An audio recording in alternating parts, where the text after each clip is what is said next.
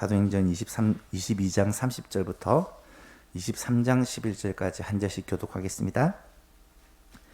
이튿날 천부장은 유대인들이 무슨 일로 그를 고발하는지 진상을 알고자 하여 그 결박을 풀고 명하여 제사장들과 온 공회를 모으고 바울을 데리고 내려가서 그들 앞에 세우니라.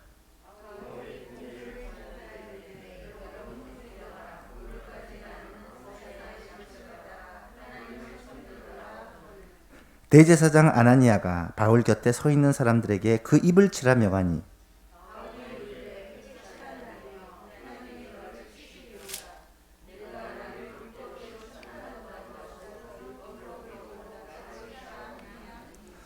곁에 선 사람들이 말하되 하나님의 대제사장을 내가 욕하느냐?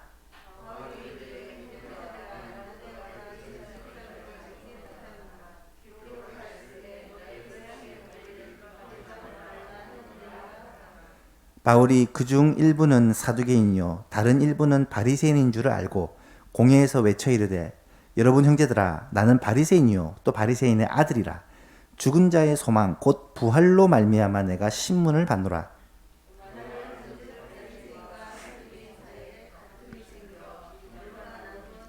이는 사두개인은 부활도 없고 천사도 없고 영도 없다 하고 바리새인은 다 있다 함이라.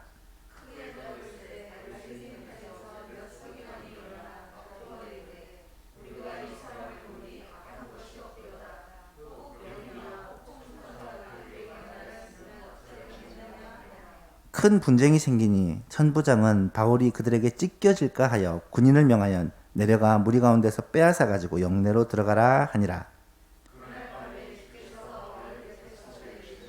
담대하라. 내가 예루살렘에서 나의 일을 증언한 것 같이 로마에서도 증언하여야 하리라 하시니라. 아멘. 바울이 3차 전도여행을 마치고 예루살렘에 와서 잡히게 됩니다. 유대인 무리들에 의해서 바울이 잡히게 되고요. 고발을 당하게 되는데요. 유대인들은 바울을 돌로 쳐 죽이기 위해서 달려들 때 천부장을 하나님이 예비하셔서 그들의 그 분노 가운데 바울을 건져내죠. 바울은 그 위기 가운데서 벗어났는데 오히려 천부장에게 기회를 달라고 하고는 그 무리들에게 자신을 향하여 돌을 던져 죽이려는 그 무리들을 향해 간증을 합니다. 내가 어떻게 예수님을 만났고 예수님을 만나기 전에는 어떤 모습이었는데 예수님을 만나고 나니까 이렇게 되었다. 간증을 하고 복음을 전하려 하는데 이방인의 사도로 세움을 받았다라는 얘기를 듣고는 모든 유대인들이 귀를 막고 달려들어 바울을 죽이려 하죠. 이때 천부장은 이 소유를 진정시키는 것이 자신의 임무이기 때문에 백성들의 이 소유를 막고 이 바울이 왜 이런 문제거리가 되느냐 알고자 하여 바울을 채찍질하며 신문하려고 하죠. 그때 바울이 나는 로마인이다. 로마 사람인 나를 함부로 그렇게 해서 되느냐 해서 위기를 벗어나게 되는 것을 봅니다. 이 천부장은 이 바울을 사내들인 공회에 보내어서 그들이 말하는 율법의 문제인 것 같은데 구체적으로 어떻게 잘못되었는지 이것에 대해서 사내들인 공회 당시 유대 최고 그 의결기관에서 그렇게 바울에 대하여 조사를 시킵니다. 그 내용이 지난 시간의 내용이었고요. 사내들인 공회에 이 바울이 서는 장면부터 오늘 본문이 나타나고 있습니다. 30절에 보니까 이튿날 천부장은 유대인들이 무슨 일로 그를 고발하는지 진상을 알고자 하여 그 결박을 풀고 이제는 더 이상 매여 있는 그런 죄수가 아니란 말이죠. 명하여 제사장들과 온 공회를 다 모아 제사장들과 공회를 모았다는 말은 사내들인 공회를 모은 것입니다. 바울을 데리고 내려가서 그들 앞에 세우니라. 천부장의 제안에 의해 사내들인 공회가 모여서 이 바울에 대한 신문을 하는 것입니다. 사내들인 공회는 유대 나라의 대표적인 권력기관 가운데 하나다라고 말씀을 드렸죠. 유대 나라는 세 부분의 권력기관이 있었는데 하나는 로마 총독과 로마 군대, 로마의 권력기관이고요. 또 하나는 헤롯이라고 로마에 돈을 주고 왕권을 산 이 헤롯 가문이 이 유대 나라를 통치를 했습니다. 그 헤롯이라는 권력이 있었고, 또 하나는 성전을 중심으로 한 대제사장과 유대인들의 선생들로 모아놓은 이 사내드린 공이라는 그러한 권력기관이 있었습니다. 대제사장이 의장이고 70인의 선생들, 이 유대인의 대표로 모인 71명의 모임이 바로 사내드린 공입니다. 오늘날 국회를 생각하시면 아마 이해가 될 것입니다. 이 사내드린 공회는 처음에는 주로 종교적인 문제를 가지고 의논하는 그런 일을 했는데, 점차 유대 사회의 모든 일들에 대해서 결정하고 재판하는 그런 일들을 이 사내드린 공의가 담당했다라는 것을 알 수 있습니다.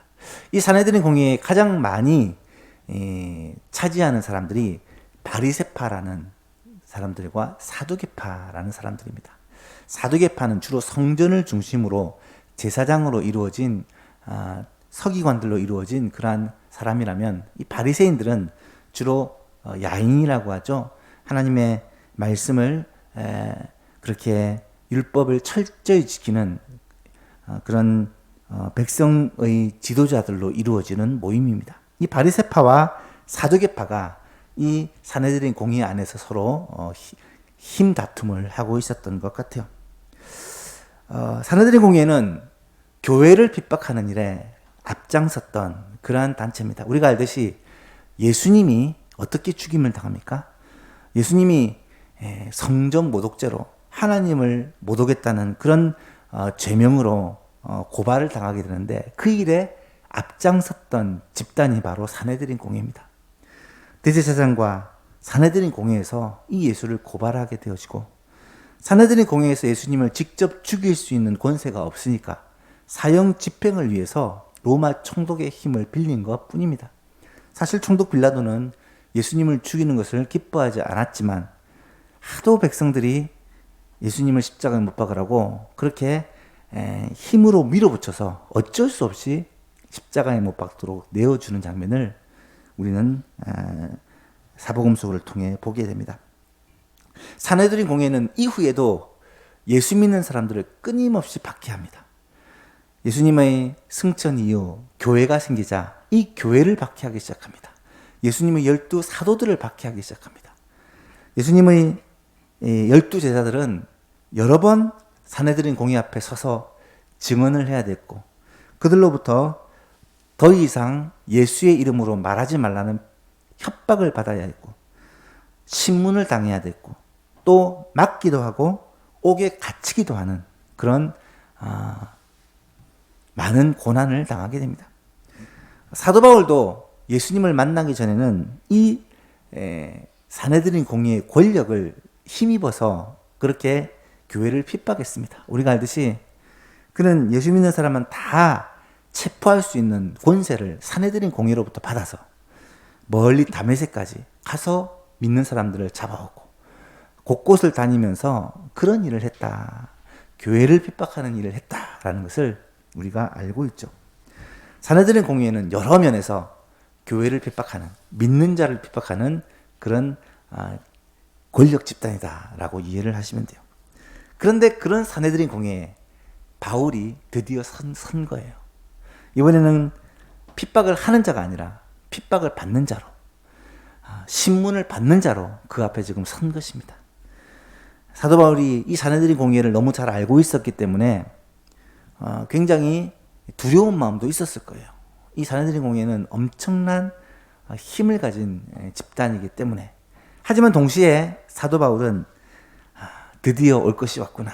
나도 주를 위해 고난을 받는구나. 이 유대인들, 동족들이 예수 그리스도를 십자가에 못 박혀 죽었는데, 못 박아 죽였는데, 또 스데반도 돌을 던져 죽였는데, 나도 그 길을 함께 걸어가는구나. 아마 그런 감격의 마음이 들지 않았을까라는 생각을 해보게 됩니다. 그래서 이제 드디어 사내들인 공의 앞에서 바울이 말을 하려고 연설을 하려고 하는 장면이 23장 1절부터 11절 사이에 나타나고 있죠. 오늘은 이 사내들인 공회에서 일어났던 일을 몇 가지로 살펴보면서 함께 은혜를 나누고자 합니다. 첫 번째는 권위에 대한 바울의 태도입니다. 1절 2절을 보니까 바울이 공회를 주목하여 이르되 여러분 형제들아 오늘까지 나는 범사의 양심을 따라 하나님을 섬겼노라 하거늘 대제사장 아나니아가 바울 곁에 서 있는 사람에게 그 입을 치라 명령을 합니다. 바울이 공회원들을 다 둘러보면서 71명을 둘러보면서 형제들아 나는 오늘까지 범사의 양심을 따라 하나님을 섬겼다. 이 말을 하니까 딱 한마디를 하니까 갑자기 대제사장 아나니아 이 사내들인 공회의 의장이 됐죠. 가서 입을 쳐라. 매우 쳐라. 이렇게 명령을 내는 거예요. 여러분 이것은요 명백한 불법입니다. 사내들인 공회에서 변호를 하고 변명을 하는 기회를 얻었는데 발언을 시작하기도 전에 한마디만 했을 때 입을 치라 라고 명한 것은 권력을 남용한, 오늘날로 얘기하면 권력 남용의 현장이다 라고 말할 수가 있습니다. 아나니아라는 사람이 의장으로서 이 사내들인 공회를 진행을 하는데 아마도 바울이 이 대제사장 아나니아를 알아보지 못한 것으로 보아 정복을 입고 정위치에 앉아서 이 회의를 진행했던 게 아닌 것 같아요. 어쩌면 편한 마음으로 와서 이 사람이 누군가 의문을 가질 수도 있고 아니면 익히 들어왔던 이 사도 바울이기 때문에 내가 한번 혼내줘야지 하는 마음으로 와 있을 수도 있습니다. 그런데 처음에 한마디가 걸리는 거예요. 범사의 양심을 따라 하나님을 섬겼다니까 이런 가서 입을 치라고 명령을 하는 장면이 나타납니다. 아나니아는 사실 그런 인물입니다. 역사의 기록에 의하면 아주 난폭한 성격으로 유명한 사람이고요. 돈과 로마 권력과 타협하여 유대인들로부터 많은 손가락질을 받는 그런 대제사장이었다라고 알려져 있습니다. 이런 내용이 주로 기록된 책이 요세푸스의 유대사 기록인데요. 요세푸스에 의하면 이 아나니아는 대제사장으로서 제사장들로부터 10분의 1을 세금으로 거둬들였다고 합니다. 제사장들은 성도들이 11조로 생활하는데 그 중에 10분의 1을 이 아나니아가 거둬들여서 그 돈을 로마에 뇌물로 바치고 로마로부터 수많은 권력과 기득권을 받아 누렸다라고 알려져 있습니다. 그러다 보니까 이 로마의 식민지인 유대 백성들 가운데 특별히 민족주의적인 성격을 가진 사람들이 이 아나니아를 너무너무 싫어하는 거예요. 그래서 AD 66년 로마와 이 유대의 본격적인 전쟁이 이루어지고 AD 70년 3년 반 정도의 전쟁 후에 이 예루살렘이 완전히 멸망당하는데 AD 66년 로마와의 전쟁이 시작되었을 때 유대인의 민족주의자들은 그의 집을 아나니아, 대제사장 아나니아의 집을 불살라 버렸고요. 아나니아는 폭동을 피해 헤롯 왕의 궁전으로 피신을 합니다. 그 궁전 뜰에 숨어서 지내다가 자기 형 히스기야라는 사람과 함께 마찬가지로 유대 민족주의자들에 의해 죽임을 당하는 장면이 나타납니다. 오늘 바울이 예언처럼 한 말, 하나님이 너를 치시리로다 라는 말이 사실 그대로 이루어지게 된 것이죠. 여러분, 대제사장 아나니아, 온 이스라엘 백성들의 영적인 지도자라고 말하는 사람이 타락을 하게 되니까 온 이스라엘이 타락하게 돼요. 하나님을 섬긴다고 얘기하는 이 아나니아가 하나님의 말씀을, 율법을 무시하고 자기의 권력과 힘을 가지고 모든 것을 그렇게 결정하고요. 나아가서 로마라는 절대 권력 앞에 빌붙어서 그 권력을 이용해서 백성들을 압제하는 일을 했을 때 결국 이 대제사장 아나니아로 말미암아 이 유대 나라가 얼마나 많은 고통을 겪게 되었는지 모른다는 거예요. 여러분, 이 아나니아의 모습을 보면서 오늘날 영적인 지도자, 어쩌면 목사, 교계의 지도자, 국가의 지도자의 역할이 얼마나 중요한지를 우리가 생각해 보게 됩니다. 지도자가 바르게 서지 못하고, 지도자가 다른 데 관심이 있고, 지도자가 백성들을 생각하지 않고, 지도자가 하나님을 두려워하지 않을 때 백성들은 고통을 당할 수밖에 없다, 어려움을 겪을 수밖에 없다라는 것을 우리는 너무나도 분명히 보고 있습니다. 여러분, 많은 지도자들, 특별히 교회를 섬기는 목회자들도 이런 부분에서 하나님 앞에 심판을 받을까 두려워해야 된다는 것을 우리는 생각하게 됩니다. 나는 하나님 앞에 어떤 지도자인가? 양떼를 맡아 목양을 한다고 그렇게 세워주셨는데 그 사명을 나는 바르게 감당하고 있는가? 하나님을 두려워하며 백성들을 사랑하며 성도들을 섬기는 일을 잘하고 있는가? 먼저 나 자신을 돌아보게 되는 그런 말씀이다라는 것이죠. 여러분 3절 말씀을 보십시오. 그 아나니아 앞에서 바울은 아주 담대하게 외칩니다. 바울이 이르되 회칠한 담이여 하나님이 너를 치시리로다. 내가 나를 율법대로 심판한다고 앉아서 율법을 어기고 나를 치라고 하느냐. 율법에서는 죄인이라고 죄를 정하지 않고 치는 것을 금하고 있는데 아나니아가 그 힘은 권력을 가지고 아직 이야기도 하지 않는데 죄도 묻지 않고 때리라고 하니까 이것은 분명히 율법을 어기는 것이다. 율법에 대해서 너무나도 해박한 바울은 당당하게 이야기를 하고 있는 거죠. 그런데 이 상황이 어떤 상황이냐 상상을 해보면 이 바울이 지금 처한 상황은요 굉장히 두려운 상황입니다. 마음만 먹으면 이 바울의 목숨을 예수님을 죽였듯이 스데반을 죽였듯이 이 바울도 죽여버릴 수 있는 힘을 가진 집단이 바로 이 사내들인 공의원이고요. 지금 최고로 분노한 상태로 있는 그 이스라엘 백성들, 유대인들을 우리는 보고 있습니다. 그럴 때 과연 당당하게 이 바울처럼 옳은 것을 이야기할 수 있을까? 바울이 뭐라고 하냐면 아나니아, 대제사장 아나니아를 향해서 회칠한 담이다 라고 말해요. 여러분 회칠한 담은 우리가 예수님이 종교 지도자들을 향하여 꾸중하고 책망하실 때 사용한 단어죠. 회칠한 담은 당시 많이 사용하는 무덤입니다. 무덤.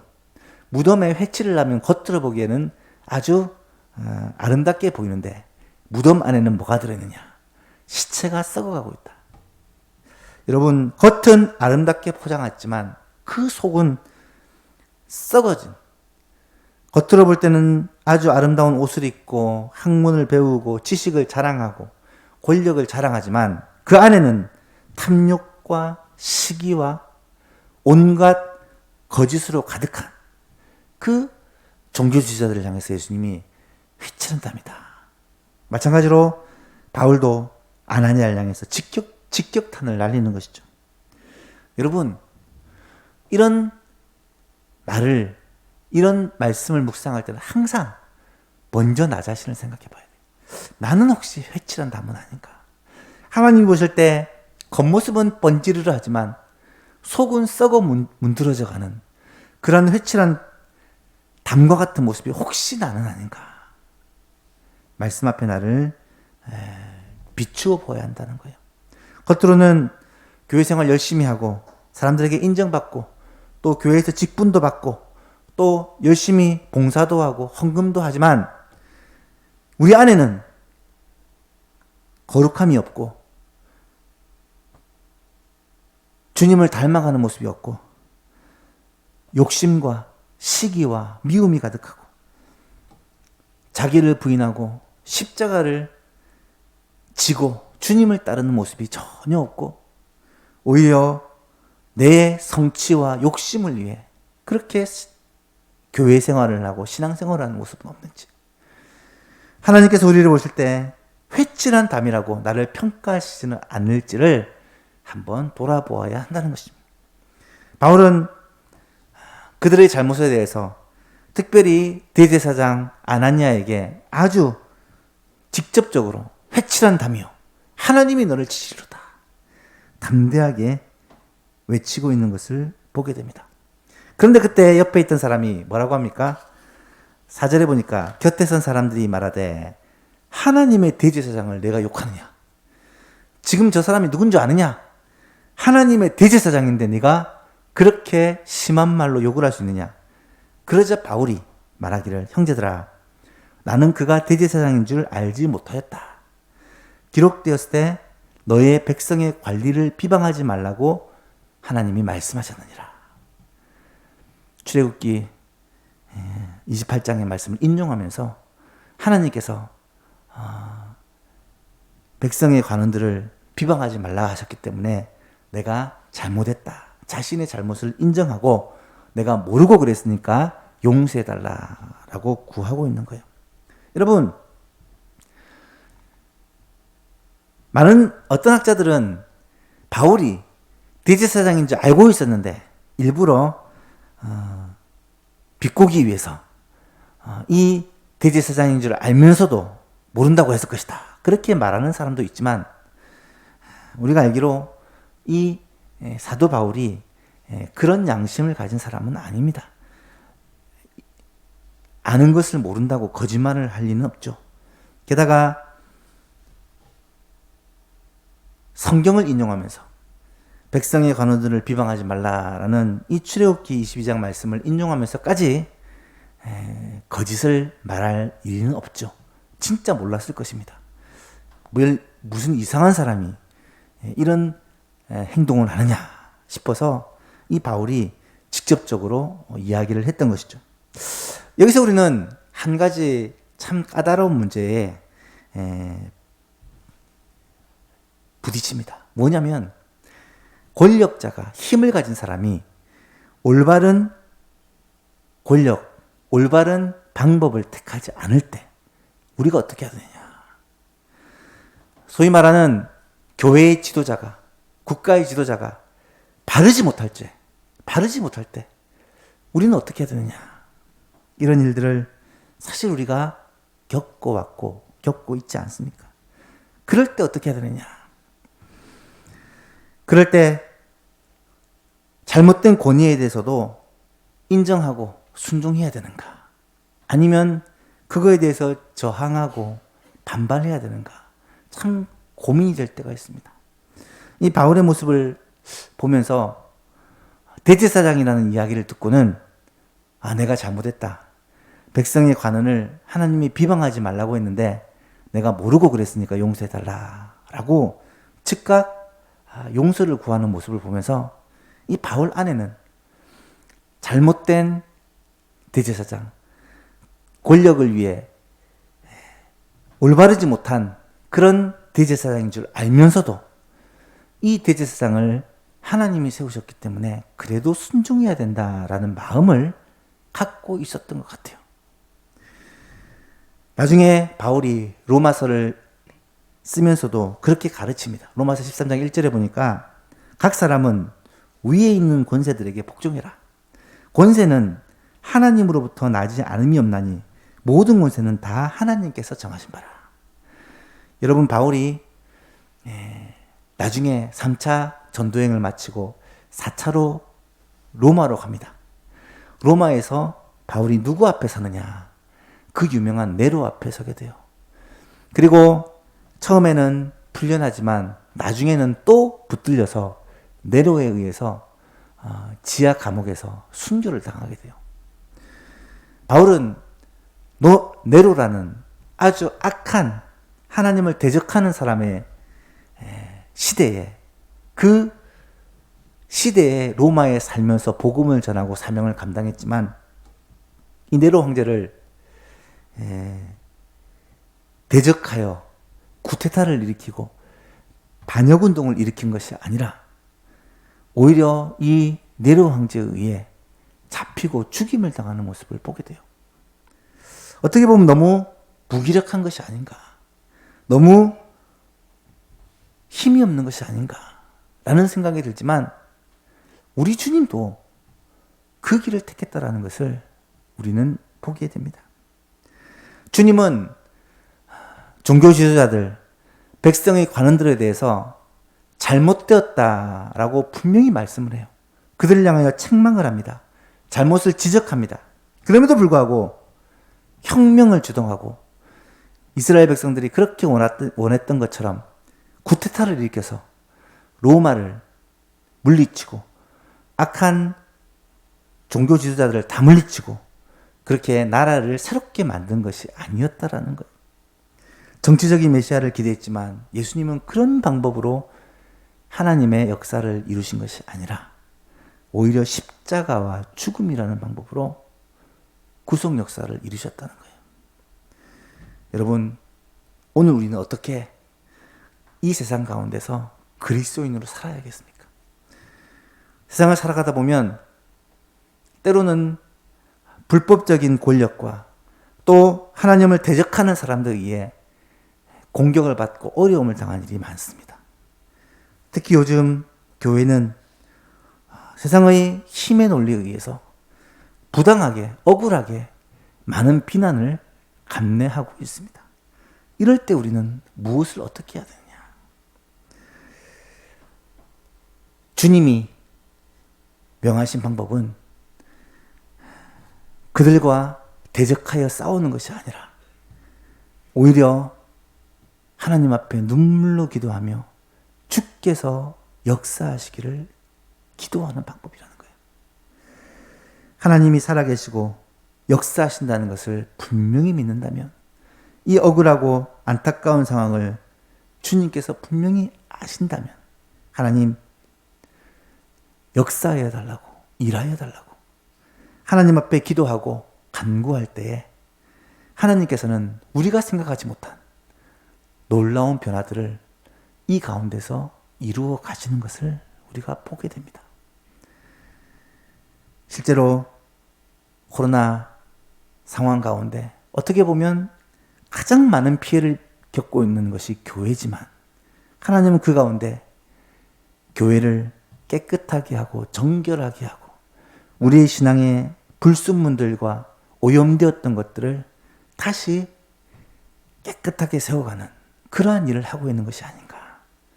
세상과 결탁하고 욕심을 위해, 돈을 위해, 명예를 위해 그렇게 타락한 지도자들을 이런 코로나라는 시국을 통해 드러내시는 것이 아닌가. 우리가 한번 돌아보게 된다는 거예요. 하나님의 뜻이 무엇인지를 우리가 기억하고 하나님 앞에 간절히 기도할 때 우리가 원수 갚는 것이 아니라 하나님께서 원수를 갚아주시는 그런 은혜를 우리에게 베풀어 주실 것입니다. 두 번째로 생각하게 되는 것이 사두개인과 바리새인의 이 대결 구조입니다. 6절 이하의 10절까지 내용을 보니까 바울이 사내들인 공의의 그 구성을 착 돌아보면서 파악한 것이 사두개인과 바리새인들이 약 반반 정도 섞여 있는 거예요. 6절에 바울이 그 일부는 사두개인이요 다른 일부는 바리새인인 줄 알고 공회에서 외쳐 이르되 여러분 형제들아 나는 바리새인이요 또 바리새인의 아들이라 죽은 자의 소망 곧 부활로 말미암아 내가 지금 신문을 받는다. 이 말을 하니까 바리새인과 사두개인 사이에 다툼이 일어나게 됩니다. 무리가 나누어집니다. 사두개인은 부활도 없다, 천사도 없다, 영도 없다 하고 바리새인은 부활도 있다, 천사도 있다, 영도 있다고 하기 때문에 이 민감한 문제를 바울이 건드니까 부활의 문제를 건드니까 양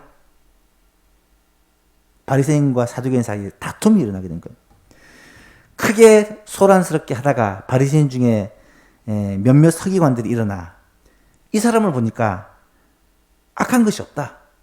진짜 영이나 천사가 나타나서 이것을 그에게 보여주고 알려줬다면 어떡할 거냐 하면서 바울의 편을 들기 시작해요. 그러자 사두개인들과 바리새인들이 막 분쟁이 생기고 그 분쟁이 얼마나 격한지 바울이 그 가운데서 찢겨 죽을 정도로 이 몸싸움이 심했던 것 같아요.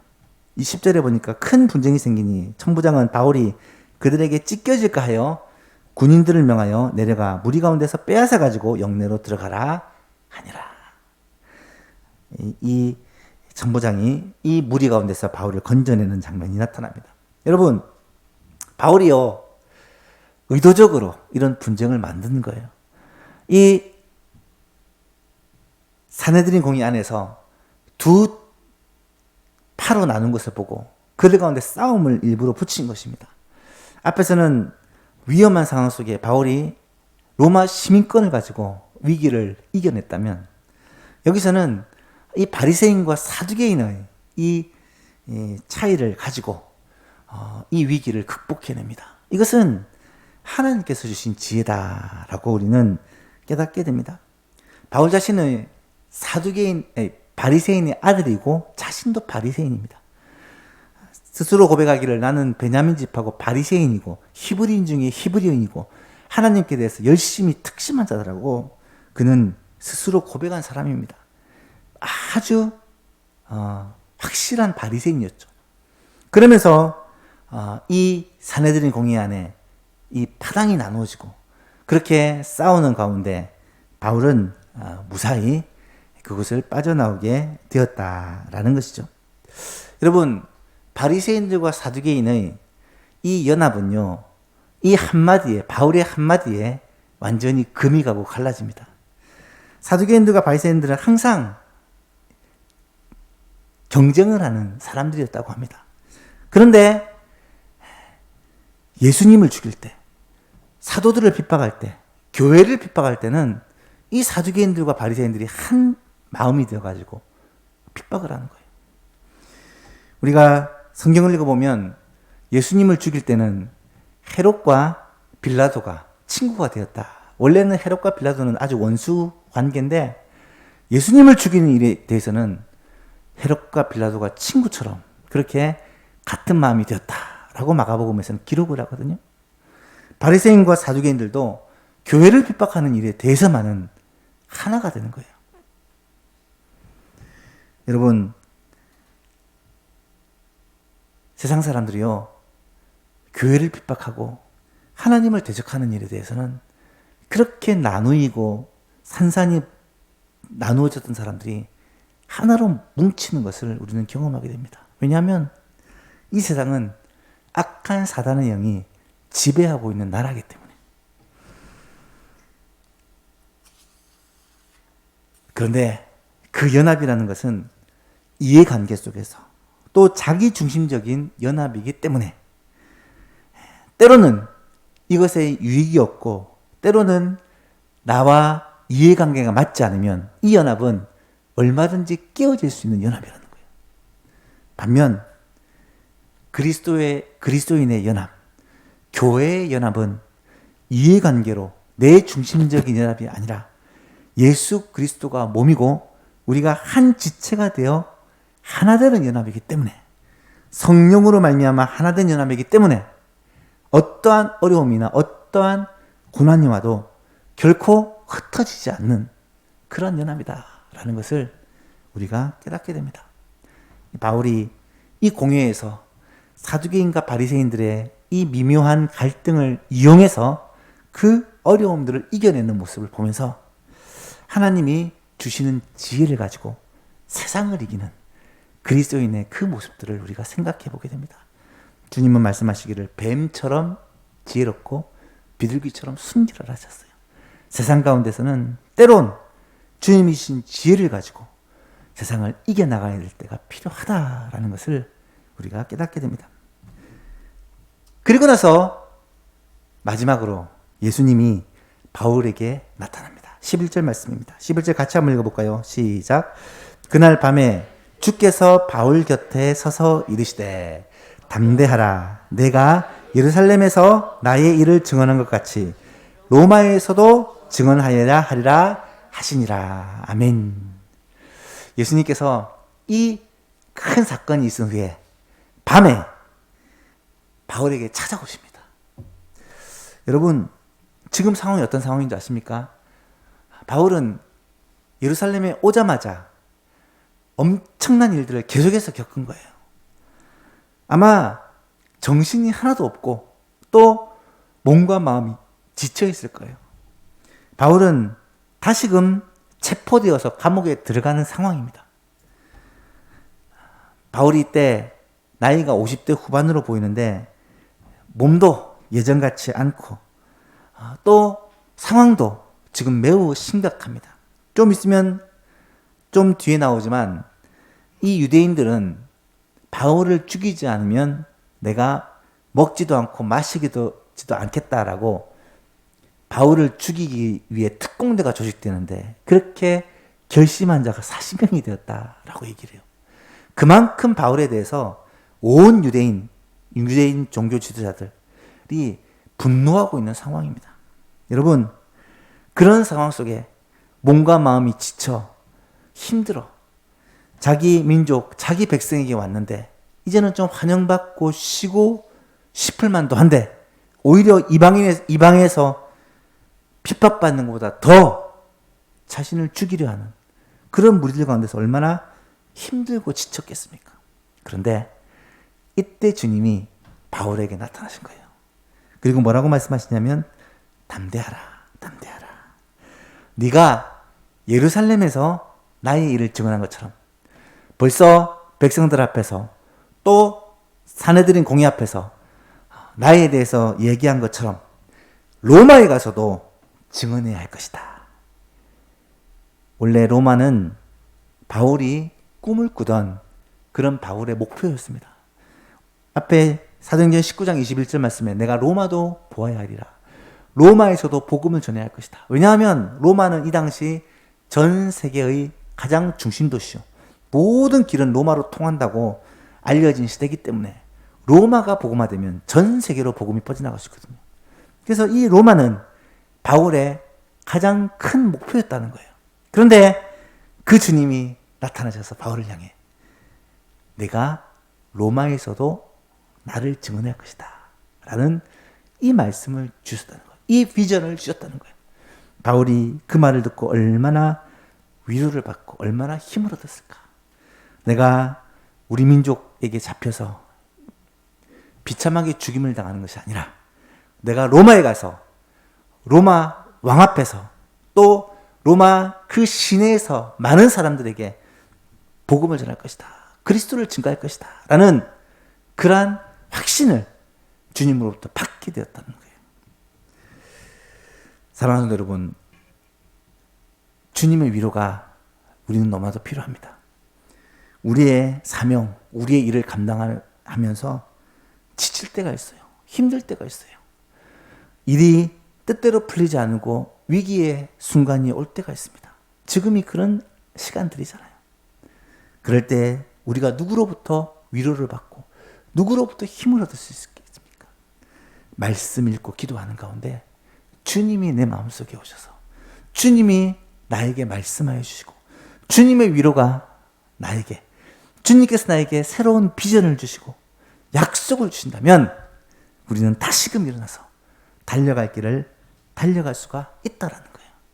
오늘 이 밤이 그 주님의 음성을 듣고 힘을 얻는 시간이 되었으면 좋겠고요.